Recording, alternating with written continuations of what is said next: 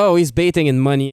He's baiting money? Well, how do you bait money? Baiting in money. He's baiting in money, so he's using money as bait. Hey, I'm Cody from Unqualified Gamers, a podcast member of the GonnaGeek network, just like the one you're listening to right now. The opinions expressed are those of each individual. Check out other podcasts at GonnaGeekNetwork.com and get ready because geekiness begins in 3, 2, 1. This is it. The part of your week where you get to put your headphones on, relax, and listen to a bunch of geeks geek out about geeky things. They're passionate. I'm an IT guy. You should never delete. Most of the time you delete, you regret deleting. They rage. You guys are being like hypersensitive with your point to be offended. Oh, he deleted his Twitter account. Oh, I'm mad. What? And sometimes they're even funny. Tell your wife that I said hello again and sorry I couldn't be there tonight. That's okay. Your wife says hi too. Let me emphasize that. Sometimes. Welcome to the GonnaGeek.com podcast.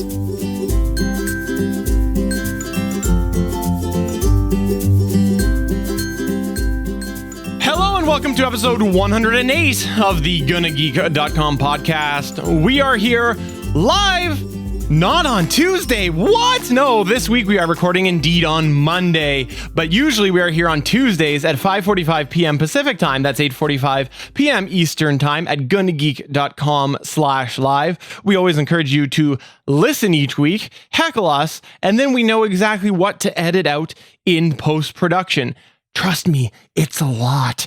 But today we do have most of the usual crew. That's right, we've got Stargate Pioneer. Hey, what's up, guys? It's your average day pyro rocket scientist coming at you. We also have the one, the only, Chris Farrell for real. What's this editing nonsense you're talking about? What is it? I'll hook you up with a certain creator. Never mind, I'll leave that alone.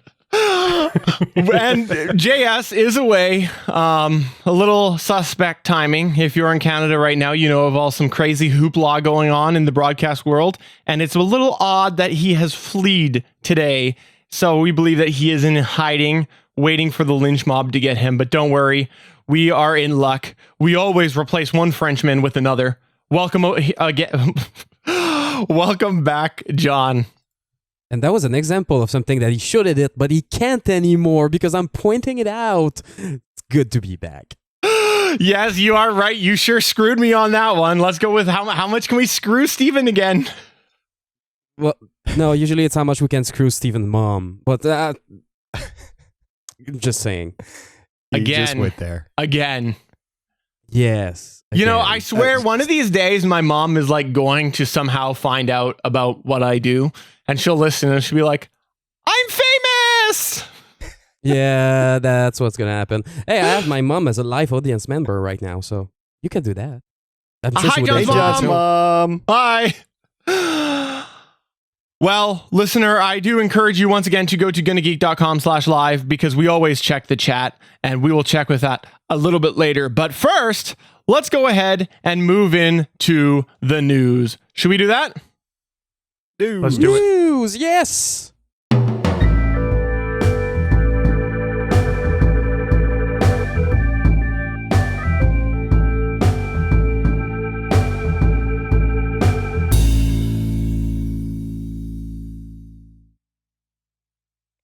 Yep. Did that one again. Totally did Yeah. that one again. I was really hoping for the porn song. Yeah, me too. I can't take the singing. I really can't take the singing because there's only one of us that's good at singing, and it's this guy. I mean, this guy. That guy right there. Right there. Absolutely. Well, I'll have to serenade you. Audio listener, I am randomly pointing to whoever happens to be below my screen, and then Chris is pointing to somewhere else, and John is just pointing to me because that's the way it I'm works. just saying, I see myself twice. I don't know which way I'm supposed to. I don't know what's going on. I know Chris is there. All right, well, It's you know like what the we're going to Brady do? Bunch here. We're like just pointing out at each other. What we're going to do today is we're going to go ahead and start off with SP's news. Why are we going to start off with SP's news? Well, because he's the most important, and we want to see him deliver the news with all sorts of arm gestures tonight. Absolutely, I'm the most important. It is incredibly kind of you to finally admit that and, mention it and everything. It's great. And I just can't do that hand movement anymore. Anyway, so Verizon has announced that they are getting rid of their subsidized cell phone plan. So what this means is when my contract runs out on this lovely, beautiful iPhone 6 Plus, I will have to renew with another contract, and I will actually have to pay the entire amount for the phone. No more subsidized amount for the phone. Now, do I have to pay for it all at once? No, I don't. I get to pay for it over time, $15, $20, $50 a month, whatever it is. So there'll probably be down. Yeah. Wait. Isn't that subsidizing your phone? No, because it's a separate plan. It's a separate plan. Oh my God. Okay. When it's all said and done, he'll have paid the retail price based off of how much they break it up per month. Instead of the way they do it. You could pay it all up front, like $1,000 or whatever the thing is that mine costs, or you can pay for it a little bit down, a little bit per month, or a little bit over the course of your, I guess, 2-year contract. And then there is still the same data packages, $30 a month for 1 gig of shareable data, $45 for 3 gigs of shareable data, $60 for 6 gigs of shareable data, and $80 for 12 gigabytes of shareable data. This, of course, is on top of your connection fee and your monthly fee, which is $20 a month that you will pay for the phone. So I haven't done the comparison yet on whether my plan that I have now would be cheaper than what this is, but I can tell you on my plan, there are 6 phones that are being paid for. So I will have to do that and see, but it's not going to matter because I'm going to have to pay whatever they tell me to. Although I think it was the T-Mobile CEO got really pissed and was like, "Hey, they're just copying us. We've been doing this forever. I just can't believe that they're calling it new and we've been doing it forever. I just they suck and we're good." Like, well. So I actually have a bit of insight on this because up in Canada here, I don't know if you listener know about this, but we for a very long time had 3-year cell phone plans. That's something that was a standard. It was 3-year cell phone plans.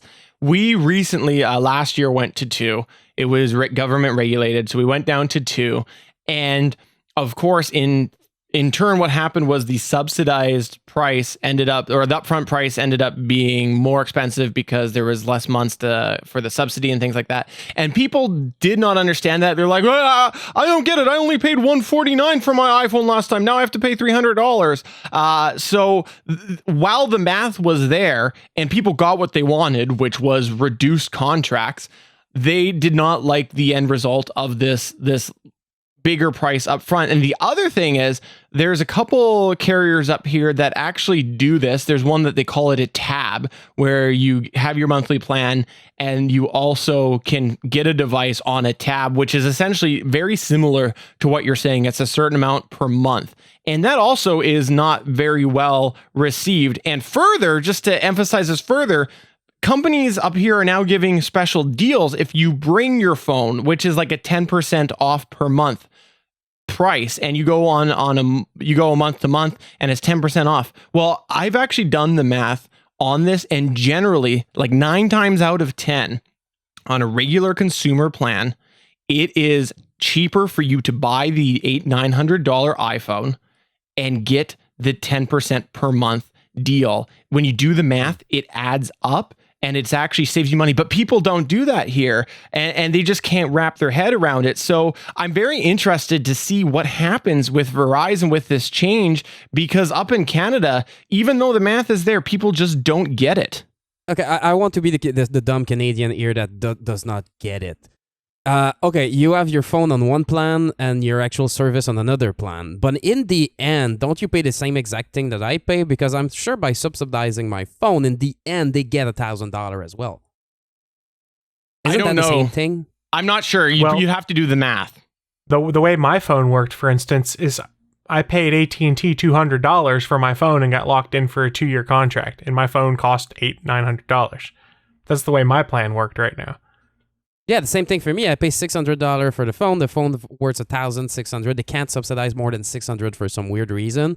And now I pay $65 a month for 2 years. Well, I'm on a corporate plan, so that's great. But so the point is, I'm sure that by the end, I will have paid the full amount of the phone, because when I got out on the other contract, they made me pay the balance.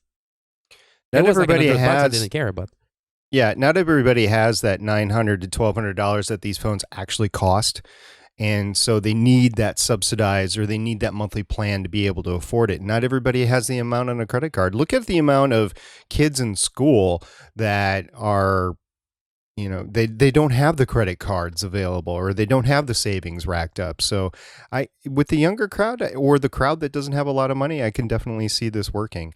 And I also can definitely see a lot less capable phones out there, because people just can't afford them anymore. And by capable, I mean like the large storage or whatever, which we can debate on another cast whether you need or not. So something that's going to be very interesting, I don't know if you guys have followed it, is the fact that, have you seen what Motorola's been doing with their recent line of stuff that was announced? They've announced 3 different phones, only 2 of which are coming to North America, but the new Moto G is a solid, respectable phone that is $229 unlocked. It's not cutting edge top of the line, but the new Moto X that's coming out is $400 unlocked, no contract. So that's where you might start seeing some of these guys that are building high quality stuff, but they've got smaller margins. So they can get away with selling them for that price. Motorola is going to be rolling in it for Verizon customers if they can just buy their Moto X and take it to Verizon, because $400 for arguably a top of the line smartphone, and if you go and look at the specs for the new Moto X, it's pretty beefy, is going to be an awesome deal. And same thing with like the Nexus program with Google. I imagine you'll start to see the Nexus prices drop some too. And you might actually see more people using Project Fi also, which is Google's cellular provider, which it's a possibility. But I think you're going to start to see the prices shift, because Samsung took a beating this time around that the Galaxy S6 didn't sell as well as they were hoping, in part because of the price that was attached to it. So I think you might start seeing the feature phone price have to drop some if more of the carriers follow this model of, we're not going to subsidize anymore, because I can tell you one thing, I'm not dropping $1,000 down for a cell phone. No, it's a lot up front. It is a lot up front. For me, like if I had the money there and it worked out cheaper over 2 years to do it, I would do it. But that would be if I had the money, and I have 2 kids. Oh, I wonder how many people have left the iOS architecture to the Droid architecture. And I've done this as well. I can operate in either or. It's no big deal. I even have Windows OS as well. But I go back to the iOS infrastructure because it has all my music in a way that I can actually manipulate it in iTunes or the music app or whatever. So that it just makes it easier for me. And I wonder how many people are there out there like me. It's scary, I know, but how many other people there are out there like me that will have to do the same thing, because they'll go for the cheaper phones and then just say, well, whoa, I want my iPhone back. So I don't know. And here's where it gets interesting is the Android providers can cut the price compared to what Apple can do all the time. Yeah. Apple's never been too keen to take a cut on the hardware costs.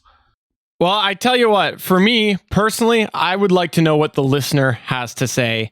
And listener, we encourage you to chime in through a variety of ways. You can find us at GonnaGeek on Twitter. You can like us on Facebook at facebook.com/GonnaGeek. Subscribe to our YouTube at youtube.com/GonnaGeek. Of course, you can find all the information on GonnaGeek.com. And guess what? 108 episodes later, we are stepping finally into the voicemail market. That's right, we now have a voicemail. It is 567-343-GEEK. That's 567-343-4335. We do encourage you to leave us a message.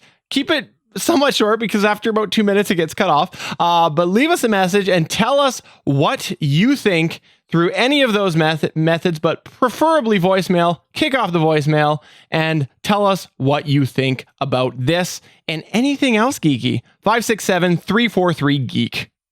Hey, and if you don't care, call anyway and just tell us, I don't care. We'll play it. That's true. We will. Absolutely. It's about time, Steven. Wow, it's at least 2 years that I've been telling you need a voicemail line. Okay. You finally got one. Congratulations. I'm going to tell you a little secret. We had a guy on Fanboy Buzz who left us voicemails all the time. His name was Gamera Sith. So I wanted to make sure that I gave us like a 2-year period. So hopefully he didn't find his way to this show. Okay. This guy right here used to leave voicemails too on the Fanboy Buzz. That's true. But you weren't as much of a voicemail fan as Gamera Sith. So I think we've had about 2 years. I think we should be fairly safe for him to not find us here. Hey, I've been a listener of voicemail on the Fanboy Boys when you were there, so I've been like at least a 10-time listeners. I'm just saying that's true. It's worth something. That's true. I've left voicemails before. There you go. Hey, I'm a 15-time viewer of the Academy Awards. Come on. That's true. That's true. You and Ryan Reynolds. All right. Well, Chris, why don't you go ahead and round off our news here tonight and tell us what your news story is? So I poached this before SP could get it. Let's talk about space. And what's really cool is the astronauts. Yeah, the astronauts aboard the International Space Station, they're going to be having a very special meal. It's probably today as we record this podcast. They're having red romaine lettuce on the menu, but here's why that's a big deal. This lettuce was grown on the International Space Station. So what is really happening here that's really cool is this is the first time they're actually eating vegetables that they grew on the International Space Station. They've been studying it since 2002, been growing their own plants in microgravity, and this is the first time that they've all been like, yeah, you guys can go ahead and eat it. They have to sanitize it by wiping it down with some wipes, and they're allowed to eat half the lettuce, and the rest is getting sent back to Earth for further study. But it's progress, guys. We can start growing our own vegetables in space now. So why do they have to... But why do they have to wipe them down with wipes? Because when a lot of this stuff, like the different diseases and stuff that you would get here, it's because wouldn't be up there. But other bacteria and things like that tend to be on humans and things like that can just kind of float around. So fair enough. Yeah, that makes sense. It's in order to make sure that they haven't been exposed to anything they shouldn't. SP, when you were on Mars, did you experiment with this at all? First of all, let's not talk about the secret space program because I want to talk about the lettuce. Okay. And okay, so you have to wipe this stuff down because you got all sorts of sweat that's floating around, and you know, if you go to the bathroom and you know stuff just doesn't like stay where it's supposed to stay, then it's floating around, stuff like that. A lot of saliva. People are blowing their nose. I mean, this stuff floats around, and so yeah, I would definitely. That makes sense. I didn't think about that. It's not like on Earth where it all falls to the ground when you're done. In space, it just kind of keeps floating around. And I'm not going in yummy. space. Right. Just saying. Well, I guess one of the really interesting points they said, NASA said packaged food right now only lasts about 2 to 3 years. So this is a chance to give astronauts a fresh taste of home, and it's a morale booster. They're not sending the right stuff up. If they sent Twinkies, it'd be good for like 200 years. It'd be good. Yeah, but I don't think you get the astronauts out of the space station then. Next thing we're going to know, they're going to grow space weed. No, we're not doing that. No. It's important to note, though, everybody will tell you one of the problems, anybody that's studied the manned space travel for a while will tell you that the longer you're in space, the more your body kind of rejects certain things. Like you're not hungry anymore. And I'm not sure exactly why that is, because of lack of gravity or because you're floating around in space and so you have cosmic radiation hitting you. I don't know, but you lose appetite and then you lose muscle mass and body mass, and it's not all because you're not exercising and not working against gravity. It's because your body actually is shutting down because it doesn't need that much, which is dangerous. So they actually have to force astronauts to eat sometimes. They definitely have to force them to exercise. It's not cool. They have to exercise for hours, more so than you or I do. So heck. We'll see if these fresh greens are good for them. I'm just saying, you said that you're bombarded by cosmic ray when you're there. That's not your body shutting down. You're getting mutated in either the human torch or the Thing or something. Come on. Haven't you read your Fantastic Four, sir? Haven't you watched that third of a movie that just came out? I know other people haven't watched it either. I actually have watched or read the very first Fantastic Four comic. I get that reference. So... well, I personally am interested to see what happens with it. I think it should be... I think how their bodies maybe react to this, but it should be fun to watch. And SP, I hope that you take this news over from Chris because you are the rocket scientist, and I hope that you do follow this and give us all of the updates. But that's going to go ahead and bring us towards the end of the news segment. I think we should go ahead and move on into a special segment that Chris Farrell has prepared. And guess what? I get to use the bump in context. Are you excited? Let's do it.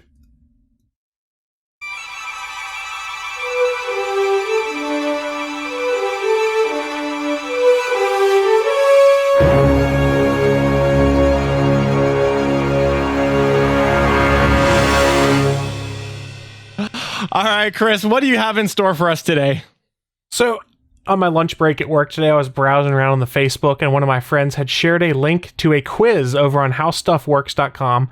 I know that we're all a bunch of Star Trek fans on this show, and it was interesting, and I didn't actually do well on this quiz, so I kind of wanted to have you guys take it. And the premise of this quiz is you get quotes from Star Trek, and you're asked who said it, Captain Kirk or Captain Picard, and sometimes there's a third option, but predominantly it's Captain Kirk and Picard to choose from.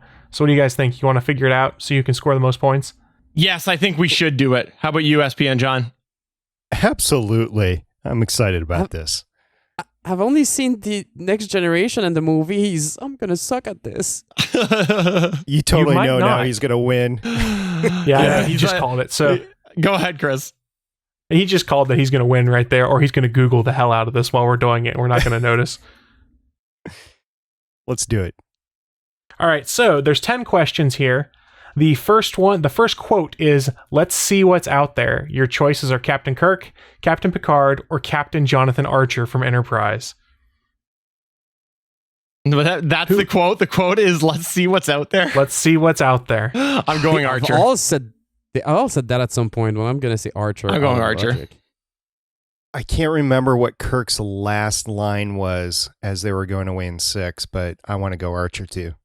So you all said Archer. The correct answer is Captain Picard. He said these lines in Encounter at Farpoint.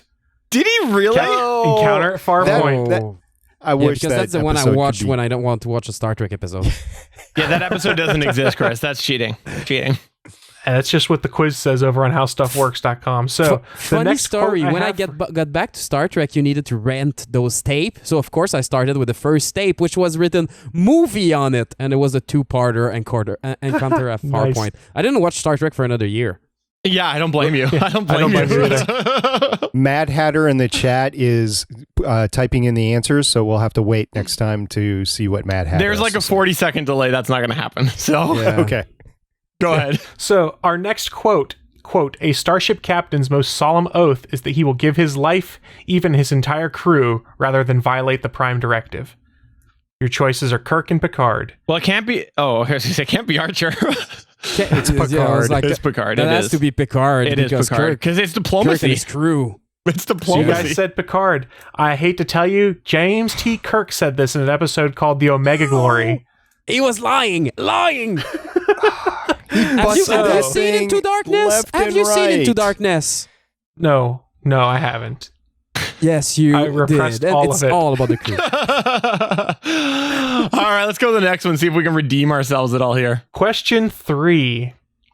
I'm tired of being responsible for 203 lives, and I'm tired of deciding which mission is too risky and which isn't, and who's going on the landing party, and who doesn't live, and who dies. Your choices are Captain Kirk, Captain Picard, or Captain Christopher Pike. Captain This Pike. is a 3-way. Okay, SP says Pike. Say it one more time. I'm tired of being responsible for 203 lives, and I'm tired of deciding which mission is too risky and which isn't, and who's going on the landing party, and who doesn't, and who lives, and who dies. That's clearly not Picard because there's more than 200 people in that boat. So it's either Pike or Kirk, and I haven't seen the episode with Pike. Damn it. I think it's Pike. Because Kirk tend to always be confident. So I'm going Pike. They both said Pike, so I'm going Kirk.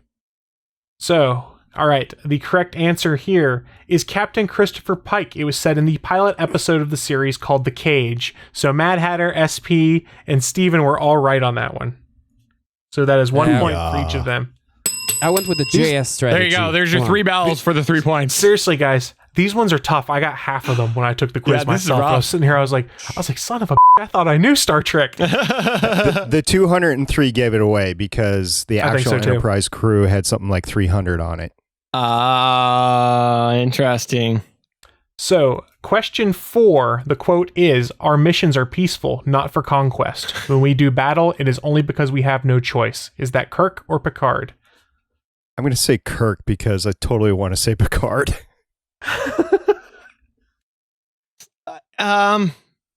It could be early Picard. That's the only thing. It could be early Picard, like Roddenberry Picard. Yeah, that's the tough thing. Is Roddenberry Picard is very different than the Picard we think of nowadays. Then in a tank top swinging across a Borg vine, Picard. Yes. I'm going Kirk. Kirk because I remember TNG pretty good, even the crappy TNG, except for Encounter Farpoint. So I'm gonna. It still doesn't feel like Picard to me, so I'm going Kirk. So Mad Hatter and SP are going Picard. It's feeling too Picard. Like SP's going against the grain. I'm going with the grain. I'm going with Kirk. Okay, SP, did you say Kirk or Picard? I said Kirk.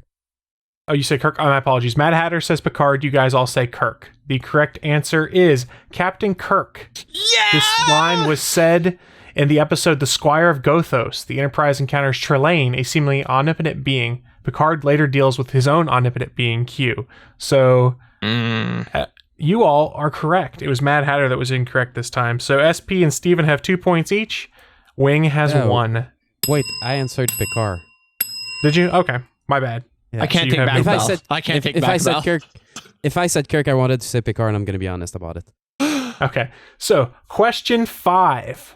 This one has 3 people you get to pick from. Kirk and Picard, of course, there. The quote is, I'd be delighted to offer any advice I have on understanding women. When I have some, I'll let you know. That could be either Captain Kirk, Captain Picard, or Khan! I say that's Picard. That sounds really like Picard in his office, like, piss off. I don't have anything to tell you. Is it Janeway? Could it be Janeway? Those are not your choices right now. All right, so Picard, I think Picard, Kirk, or Khan. Is that correct? It's probably TOS Khan from the series, not from the movie. I think the fact that Khan magically shows up in here, I think that's to throw us off. I think it's to throw us off. So I'm gonna go Picard. Okay, so we have 1 Picard. SP, what were you saying? Khan. Okay, Wing, what are you saying? I said Picard too because Picard, it feels like a Picard line. Okay, and then in the chat room, Mad Hatter is saying Khan. The correct answer is Captain Picard. Boom! Yeah, John! High five through the internet! Yeah! So Steven and Mad Hatter are tied with 3 points right now in the ultimate Star Trek showdown with 5 to go. I love the fact that the guest gets to possibly win this crown. It's awesome. It's awesome. Right? Continue. This one, you have a third person to pick from, and they're not a Star Trek captain, but they are a captain nonetheless. I will tell you that much. There's a couple trick questions like this in here. The quote is, if I ever kill you, you'll be awake, you'll be facing me, and you'll be armed. Your choices are Captain Kirk, Captain Picard, or Captain Malcolm Reynolds. I was just going to say Malcolm Reynolds before you said that. I don't know Reynolds, so I have to go with that because it doesn't sound like any Star Trek, to be honest, except for maybe like a Klingon or something. But it's too wordy for a Klingon. So the correct answer is, and I'm waiting for Mad Hatter to write in the chat room. We'll get a little ahead. The correct answer is Captain Malcolm Reynolds. He's the one that said this line. By the way, I also was going to say it was the third one. The second that you said there's a couple trick questions in there, you kind of gave it away. So, well, I didn't read some of the other ones that had fourth ones because one of them had like Starbucks. I was literally going to say Malcolm Reynolds before you said it. So there you go. Mad Hatter also got that right in the chat room. So we have a 2-way tie for first right now. It's between Steven and the Mad Hatter with question 7 coming up right now. Okay. If you guys missed this one, I am disowning you all. The line is tea, Earl Grey, hot. It is totally 100% without question. Captain what are the Sisko. Choices? Captain Sisko. The choices are Captain Kirk, Captain Picard, or Commander Jeffrey Sinclair. Oh, Sinclair. Sorry, it was Sinclair. Yeah, what's the name of the Amiral? Is Into Darkness? RoboCop? By the way, Admiral RoboCop. We all know, we don't even need to make this a question because we all know that it's Picard. And I still love the internet meme, 50 Shades of Earl Grey. And it's Grey. Picard reading a book. It's awesome. So I'm just giving everyone a point on that one because we all know it. Yeah. I get an extra point because guess what's in this cup right now? This cup has probably rum. Rum. I wish. No. Where did all the rum go? Wrong show. Wrong captain. No, this is tea or Grey. Is it a roofie? Hot. Did you roofie yourself? Yeah, that's why I missed all the questions before. Question number 8. You have 3 choices here. The quote is, one of the advantages of being captain is being able to ask for advice without necessarily having to take it. Your choices are Kirk, Picard, or Janeway. Janeway. Oh yeah, that sounds more like it's Janeway. Yeah. It's Give me the quote again, please, sir. So the quote again, one of the advantages of being a captain is being able to ask for advice without necessarily having to take it. It's Janeway. Picard. So we have a Picard from SP, Janeway from Steven. What'd you say, Wing? I missed it. I'm going with Janeway too. Janeway? I didn't thought it was at first, yeah. Mad Hatter will mention in the chat room what they're thinking here in a sec. The correct answer, in fact, is Captain Kirk. What? Oh, we all got it wrong? In the episode Dagger of the Mind, Kirk reveals to McCoy that while he may listen to what his colleagues have to say about a subject, he'll end up doing what he darn well pleases. And Mad Hatter got it wrong too. He said Picard, but interesting. Janeway has a similar quote. There is a similar quote has that something she very says. similar. Very similar. Yeah. So, moving on to question 9, we still have a 2-way tie for first. This is a long quote, so I will apologize in advance. The quote is, do you know the one? All I ask for is a tall ship and a star to steer her by. You could feel the wind at her back about you, the sound of the seas beneath you, and even if you take away the wind and the water, it's still the same. The ship is yours, you can feel her, and the stars are still there. Your choices are Captain Kirk, Captain Picard, or Captain Sisko. Oh, that does sound like a Sisko. I was thinking it was Picard from the Enterprise holodeck. Yeah, but I'm thinking it's Sisko because they did that sail ship with his son. Yep. Oh, that's right. Yeah. I would go Picard, like you said, like in the holodeck at the start of Generation movie. Yeah, but he doesn't say it in Generations. That's too my official answer is Sisko. Sisko from SP. Steven, what do you got on this one? It is. You know what? I'm pretty sure it is when he's with Jake. Yeah, I'm pretty sure it is when he's with Jake. 2 Siskos. What did you have, Wing? I have no stakes. It's no stakes in there. I'm going Picard. Picard? I will tell you, when I read this one, I thought it was Picard. Mad Hatter says Sisko. The correct answer is Captain Kirk. What? At the camp. At the camp, right? In Star Trek James Kirk 4. said these words in The Ultimate Computer was the name of the episode. Wow. While Star Trek fans usually think of Picard as the more poetic of the 2 captains, Kirk could wax poetic with the best of them. So that is question 9. I told you this is hard. I really thought that it was when he was with Jake. I did too. Yeah. I thought it was either Picard in Generations or something with Sisko and Jake, because Sisko got very eloquent near the end of his run and would have these long speeches that were fairly powerful. And he had some big like dad advice when he did this like this journey with his son. He had some big elegant lines. So we have one question left. We have a 2-way tie for first place right now. Our own Stephen Big Papa John Drew is in the lead, tied with You guys need to answer the same thing. You guys need to answer the same thing. Come on. All right, go ahead. See, here's where it gets interesting, is Stephen won't know what Mad Hatter answers because he's going to have to answer before because of the 40-second time difference. That's true. And he waits till I answer and answer the same thing. No, I'm just kidding. Question 10. This is only Kirk and Picard you have to pick from, so you have a 50-50 chance of getting it right. Okay. I will say I did know this one. Okay. The quote is, so, 5-card stud, nothing wild, and the sky's the limit. It is. Oh, that's so easy. Picard. It is all Picard. Good things. It is absolutely Picard. Yeah. Without question. Last episode? Without question, it is Picard. It's the series finale of Star Trek The Next Generation. As soon as I saw it, I was like, oh, that's absolutely Captain Picard. Isn't that the last line? I think it is. It is the final line in Next Gen. And Matt Hatter said Cisco. So no, that was from the last one, Steven. We're still waiting for that to catch up. Well, that's okay. I'm going to assume he's going to say Picard because he's played pretty well, and I'm happy to share the crown with Mad Hatter. Mad Hatter, you did a terrific job. You held your own with the best. So there you go. Picard. Mad Hatter just said wait. So tiebreaker. No tiebreaker. We don't do tiebreakers since you left. That's not what we do here. We always tie. So no tiebreaker. I don't understand the gravity of your situation, sir.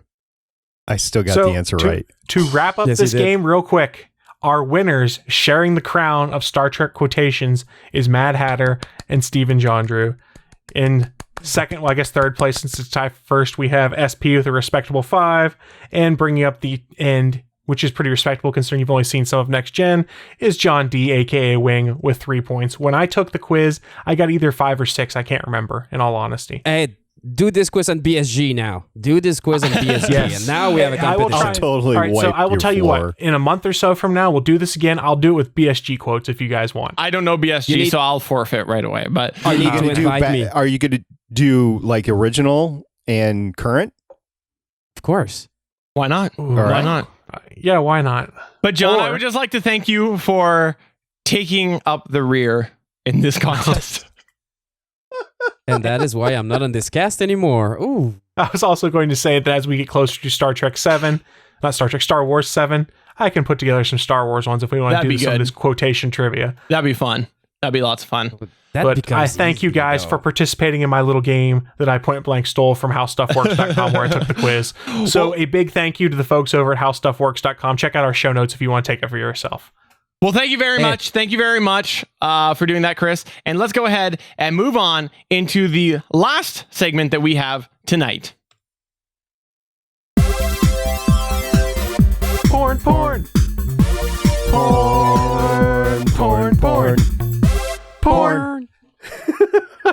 Okay, so listener, here's what we've got going on today. We usually have Geek back, but as I mentioned earlier in the show, we have launched a voicemail line. That's right. We now have a voicemail line that you can call into, as I mentioned, at 567-343-GEEK. That's 567-343-4335. That's where you can call in and you can leave us a voicemail. So we do have our very first voicemail. Did you just look at the sticky note on your monitor to remember that? No, I was looking to see if I was banging my camera. That's what I was looking at. But let's go ahead and hear what voicemail we have first. Steve, you're banging your camera now? I am. I'm always banging my camera. That's what happened when this occurred. Listener, I am actually pointing to my wedding ring. I'm making a joke about me being married. That's what I'm doing. You're not married. Let's go ahead and get to the first voicemail that we have. Hey guys, it's Jonathan Courtwright. Steven gave me the number to go ahead and give my quick review of the new Fantastic Four movie. I will say that it's not complete and utter shit, but there is hatred there. There are bits to want to say that, to be good, and there's quite a few of that, but it just doesn't gel. And Doom, why can't they get Doom right? I give the movie 2 out of 5, and maybe if I do a quick plug, if you listen to the Warriors 3 Marvel podcast later on in the week, you'll hear the complete review of hatred and utter dismay by me and my fellow podcast mates. Good to hear from you guys again, and y'all do a good job. And again, the movie sucked. Bye. By the way, listener, if you're not familiar with it, Jonathan Courtwright is indeed Gamera Sith. You see what I did there? I set up a joke at the beginning of the episode to pay off during the end. That's what I did. You see that? When you point it out, you cancel it. Man, it's not cool anymore. You just pointed it out. You see that? The joke? The connection? He's going to edit all of this out. All of this where we say it's not funny, he's getting edited out. But you know what? Gamera Sith has a point. You should listen to his show because Legends is not reviewing it. Legends of S.H.I.E.L.D. is not reviewing it. No, Legends of S.H.I.E.L.D. is not. No. Exactly. None of us wants to touch that with a 10-foot pole. No, you didn't review it. You did a spoiler-free, not review, but this is why you shouldn't go see the movie. That's different. Let me caveat it. Is Anthony Bachman, my co-host on there, has a rule that every Marvel movie that comes out, he has to go to opening day. That sadly included the steaming pile of a movie called Fantastic Four that he promptly proceeded to drink beer before and during to watch it, and then gave his opinion. Yes, the only way he got through that is not to have one beer, not to have 2 beers, not even 3 beers. He had to have 4 beers to get through that thing. Okay, but let's put aside this here. We are in luck. We have the one, the only Jonathan Court. No, we don't have Jonathan Court, but we have a John, which is almost as good as Jonathan Court right here. And he actually saw the movie. So let's put it over to the expert here. John, what did you think of it? You poor bastard. Yeah, well, you know what? And this is a point. I'm trying to be positive with these things. You guys were all negative. We're shit on it. I was right. Sometimes you're right. Sometimes you're wrong. So we'll see. But the point is, I was right. But wait, I love the movie that Josh Trank made. It's an actually really good movie. The problem is that at around the 1/3 mark of the movie, it's not his movie anymore, and it shows. You can see exactly when the studio took over, when the movie stopped. It's written 1 year later, and the movie keeps going with the actress with the most horrible wig that you've ever seen in your life. But the movie, that's the most frustrating part. The first half hour is great. The second half hour, you're like, okay, that can still pick up. And then there's a 10-second fight and the movie's over, and you're like, what? Okay, what? So I've heard this argument already. I've read it a few times, right? And yes, to Josh Trank or whatever his name is, that is a defense. That is a defense for his directorial skills. But it is not a defense for Fox and the crap they put out. And that's where I want to put a caveat. I'm not defending the movie, and I'm not even trying to defend the director. I mean, he did whatever he had to do, and there's been a bunch of stuff that I don't want to get into about the production of this movie. But just stylistically, you see it happening. You see it in front of your eyes, and you're like, oh my God, why are they going that way? Why is this happening? Who's that guy? Oh, that's Doom. Oh, okay. Man. And all of a sudden, you're not in the same movie. You were in a small, independent ensemble piece. And all of a sudden, you're going back to the old Fantastic Four, but not funny. Because what I can give to the old version, as they are, I think they're still the worst Fantastic Four movies out there. But they were funny, so mostly you were like, yeah, whatever. That has. Which you mean the unreleased one or the one with Alba?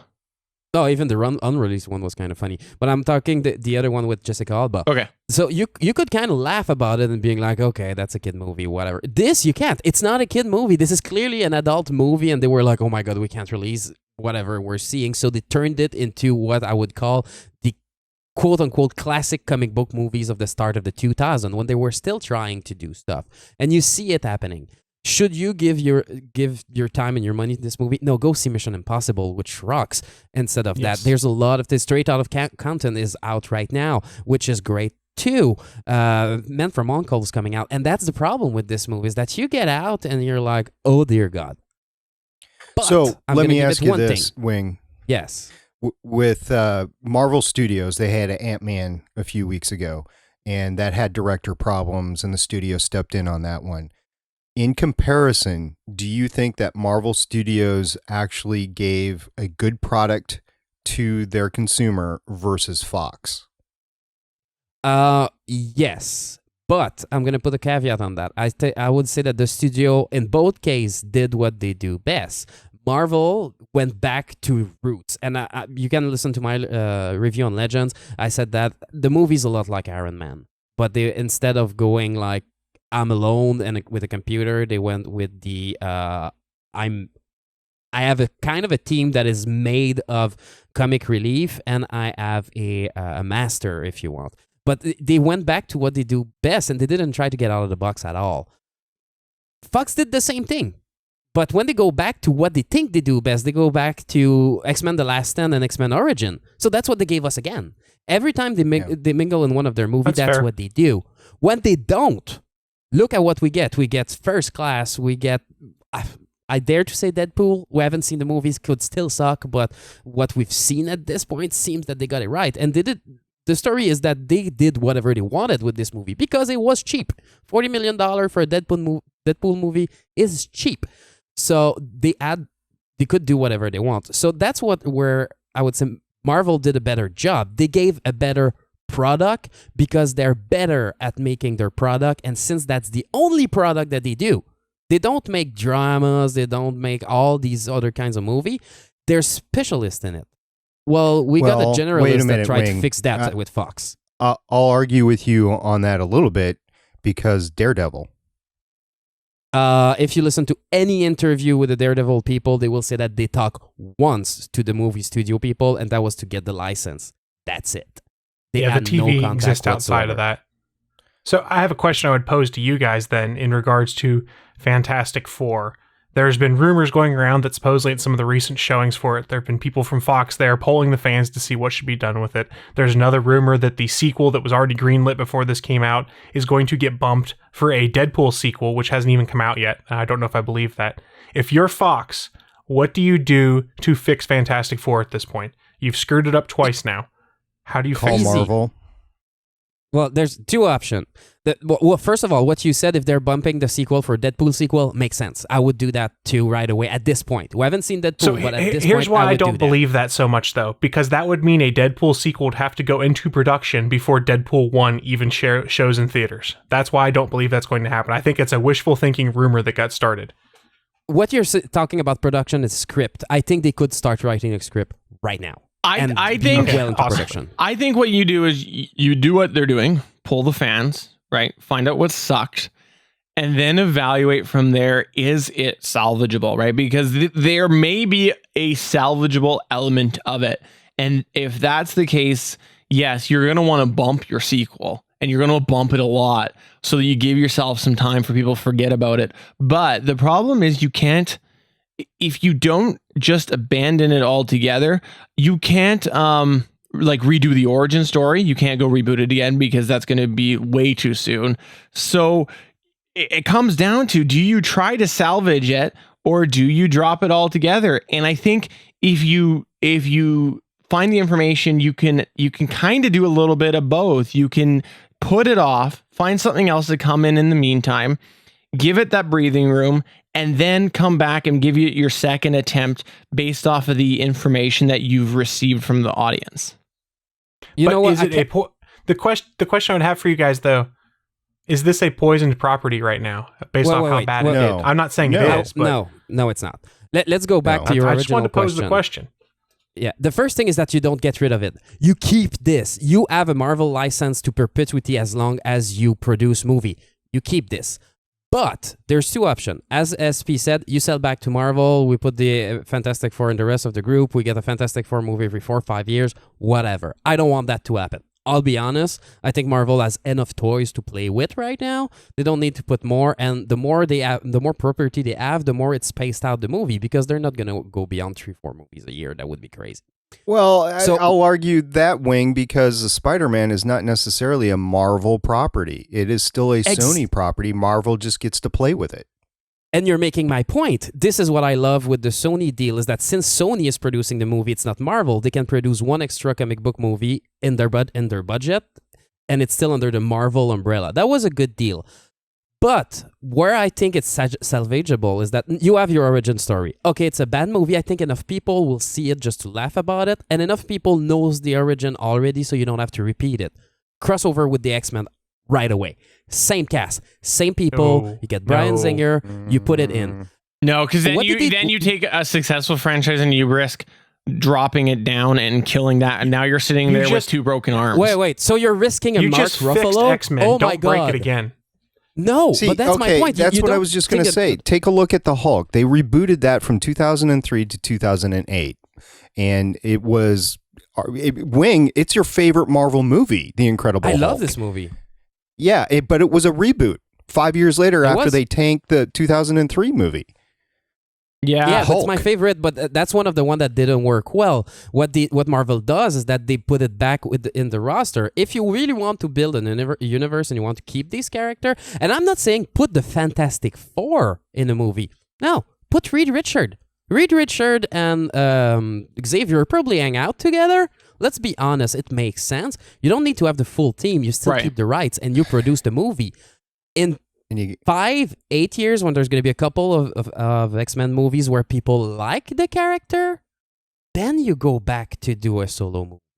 I do think that what they'll probably end up doing is giving it a bit more time, and then they'll try to age it a little bit, and they'll put it more out of the teen sort of thing. Like enough years will have passed that they can definitely make them a little older than they actually are and head it towards that sort of side of things, because I think my guess from what I've read is that they're going to get a lot of feedback that says, no, the X-Men Origins or the X-Men First Class style movie does not work with Fantastic Four. I think a lot of the feedback they're going to say is people are going to just say it's just too young. It's just too young for Fantastic Four.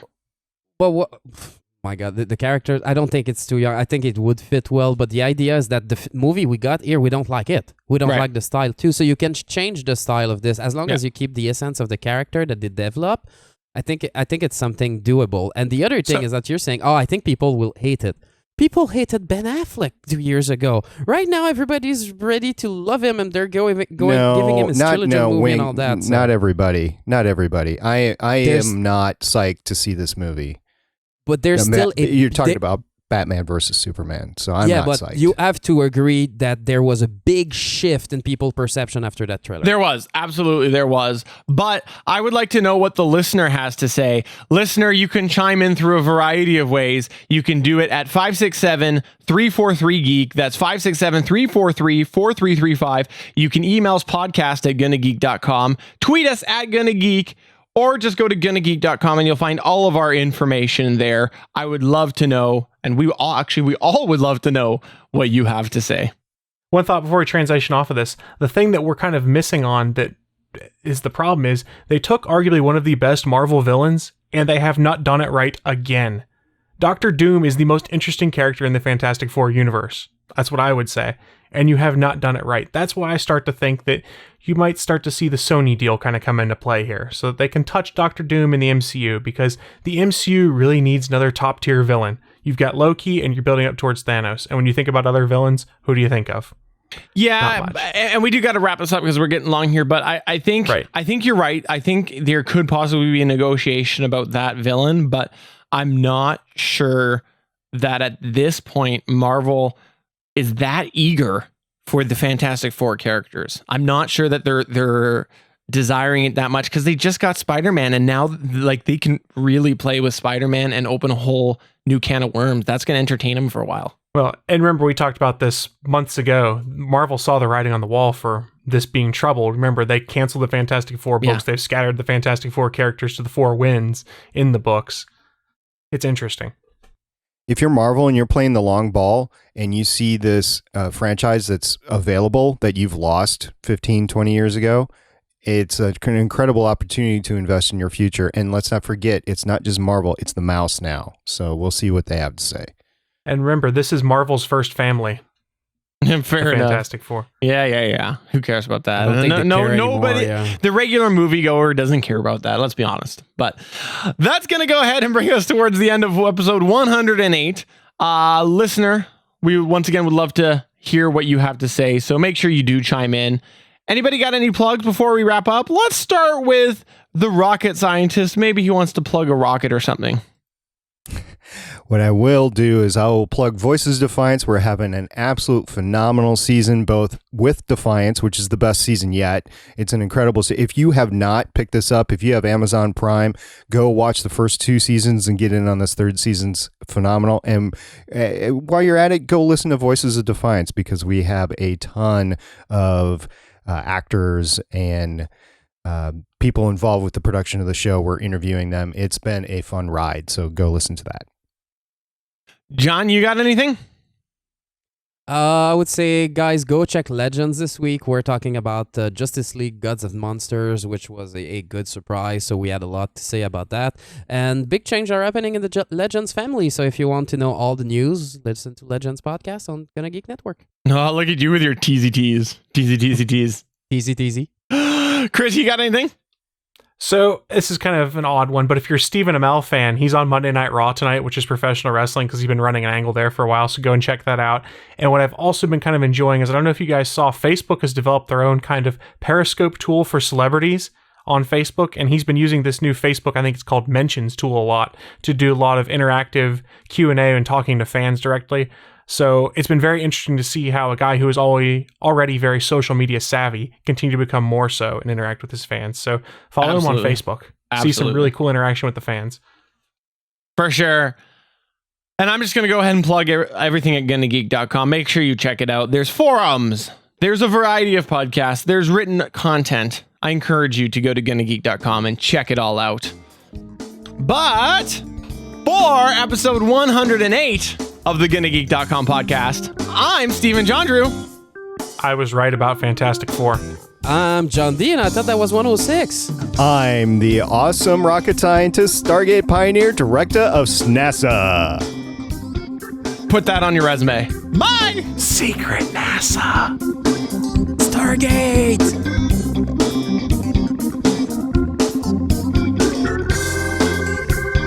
From everyone here at the GonnaGeek.com podcast, thanks for listening. If you like what you heard, please give us a 5-star review on iTunes. We encourage you to send your feedback by email to podcast@GonnaGeek.com. You can find all of our show history at GonnaGeek.com/official podcast. And while you're there, why not head over and check out all of the geeky podcasts on the GonnaGeek Network. The music heard on this show is by Kevin MacLeod of Incompetech.com. Thanks for listening, and we will see you again next week.